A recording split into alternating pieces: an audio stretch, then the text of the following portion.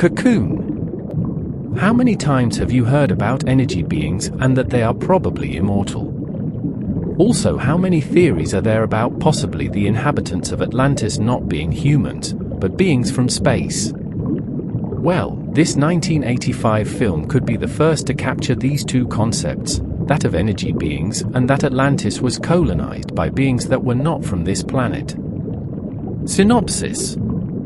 Cocoon is a 1985 American science fiction comedy drama film directed by Ron Howard and written by Tom Benedek from a story by David Saperstein. Definitions. Antarean. Antarians are a sapient spacefaring species of short, brightly luminescent humanoids from the planet and area.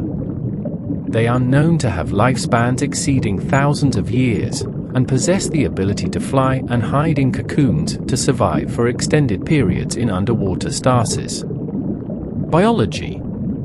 The Antarian body emanates a form of energy known as life force, which can be transferred to other beings voluntarily or involuntarily, and they need to build up large reserves of it in order to emerge from cocoons or survive travel through space. Members of this species are thought to be biologically immortal, though they can still die if their life force is drained. They also remain susceptible to at least some non-lethal diseases, for example showing signs of illness after consuming earthly foods. History. A mostly peaceful race, 10,000 years ago they had an outpost on Earth, in the region known as Atlantis, which collapsed beneath the ocean due to a cataclysm. Unable to evacuate everyone, a land crew of 20 was left behind, armoring themselves on the ocean floor and awaiting rescue that would take thousands of years to arrive. Plot.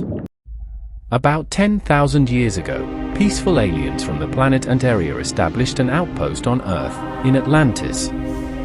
When Atlantis sank, 20 aliens were left behind, kept alive in large rock-like cocoons on the ocean floor. A group of Antarians have returned to collect them.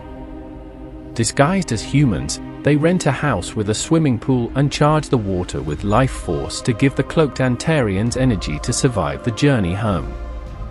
They rent a boat from a local captain named Jack, who helps them retrieve the cocoons. Jack spies on Kitty, a beautiful woman from the crew who rented his boat, as she undresses in his cabin and discovers that she is an alien. After the aliens reveal themselves to him and explain what is going on, he decides to help them.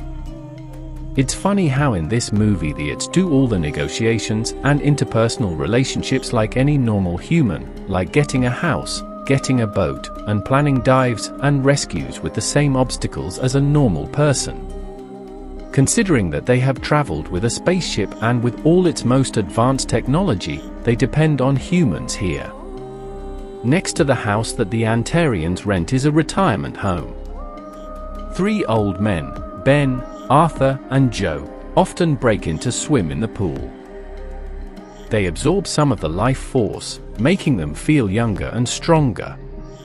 Finally, caught in the act, the Antarian leader, Walter, gives them permission to use the pool, on the condition that they don't touch the cocoons or tell anyone else. One quality that these beings have is their extreme kindness. I mean, in many movies the its are nice, but here wow.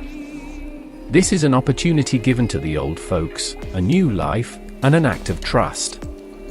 Rejuvenated with youthful energy, the 3 men let the advantages of the pool take over them as they are relieved of their ailments. As often happens, power corrupts.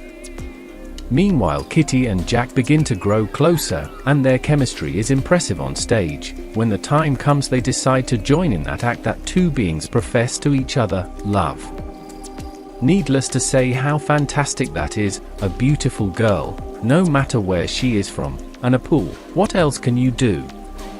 But since they can't do it the human way, he presents the Antarian equivalent, in which she shares her vital energy with him. But you can't hide the goodness of life from those close to you. The other old people at the retirement home begin to suspect after seeing Mary, Ben's wife, climbing a tree. His friend Bernie reveals the secret of the pool to the other residents, who run to the pool to swim in its waters. But as always, the guests of the guests behave in a beastly manner. You can imagine a bunch of empowered old people having a riot as if they were 19, taking the buds and slamming them against the floor. When Walter discovers them damaging one of the cocoons, he expels them from the property. And with good reason. It was an impressive change in Walter, but despite being angry, his reaction was not of the magnitude expected. Those old men had eliminated one of their own and betrayed the trust that had been given to them. You realize that the Antarans are definitely kind in any case. The Antarians open the damaged cocoon, and the creature inside shares its final moments with Walter. That night, Bernie discovers that his wife Rose has stopped breathing and takes her body to the pool to heal her, only to be informed by Walter that the pool is no longer functional due to the other residents draining their life force in the rush to become young. Walter explains that the cocoons cannot survive the trip back to Antaria, the process having been interrupted and corrupted, but they will be able to survive on Earth. With the help of Jack, Ben, Arthur, and Joe, the Antarians return the cocoons to the sea.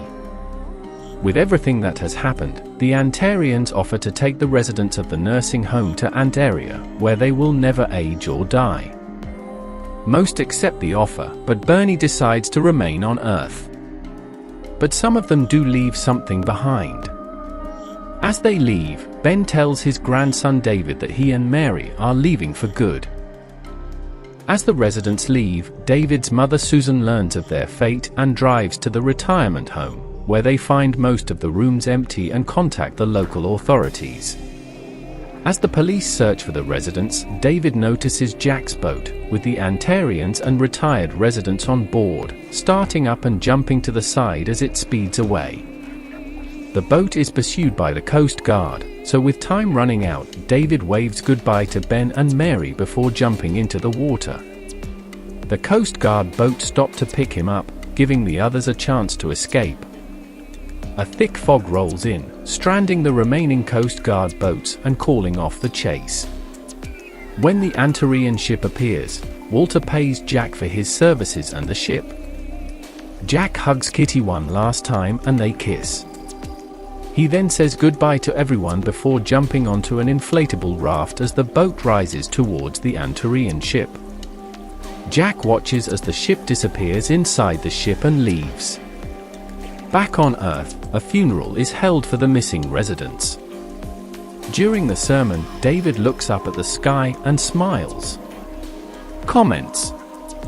The film is about a fable based on the Fountain of Youth, and it is no coincidence that both the film and the shooting were in Miami. The critics were very kind, as they were highly positive with the critics, and of course, the film is actually a good, fun, and entertaining mix of a fable with aliens. This theme is really charming. The box office was also quite good, so it is considered a resounding success, and to this day the ratings are extremely good. On the other hand, we have the reflection of the feelings of an old man in a retirement home, those men and women who shaped our world, built our houses, our palaces, the infrastructure that serves us, roads, TV companies, radio, government, so many things, and now they are there, discarded in a retirement home. They talk to us about how difficult it is to grow old, about the important things that one treasures at that age, about the important lessons that we take from life and the desire for immortality, which we humans have dragged around since we saw that being born entailed dying. An indirect way that the film has of telling us, what if they gave you another chance? And that is what the film showed us, the rebirth of some people who resisted complying with the mandate of nature, trying to achieve immortality. And if that opportunity presents itself, why not take it? But this is not striking for everyone, as incredible as it may seem. There will be one or some who would prefer to follow the course of life, and stay at home to follow the mandate of nature. It is possible that in the end it does not matter that your life leaves your body every moment, but that while that happens you live and are integrated into the world and not apart, so fleeing to another planet to extend life may not be an option for some. On the other hand, regarding the UFO subject, it is very likely that you have heard of energy beings that visit Earth, beings that do not follow our organic law and that heal themselves as long as they have energy, they will be eternal. Well, finally the cinema gave us this story that introduced these beings in 1985. I don't know if this concept was already used before, but it is unlikely. Perhaps those who reigned were Venusian beings or Martians who had nothing to do with these Antarians, or the already well-known Greys. I believe it's a separate species from the previous ones, that is to say, apparently it is not a Grey, a Venusian or a green being from Mars. This one can manipulate energy, but its composition remains organic. It would be the closest thing to a being of pure energy. But the important thing is that since the 80s the subject of ET beings was already advanced, the manipulation of energy was already part of the qualities of extraterrestrials. All that was missing was to create an energy being, and Cocoon brought us this being, which being pure energy could be immortal as long as it never lacked energy.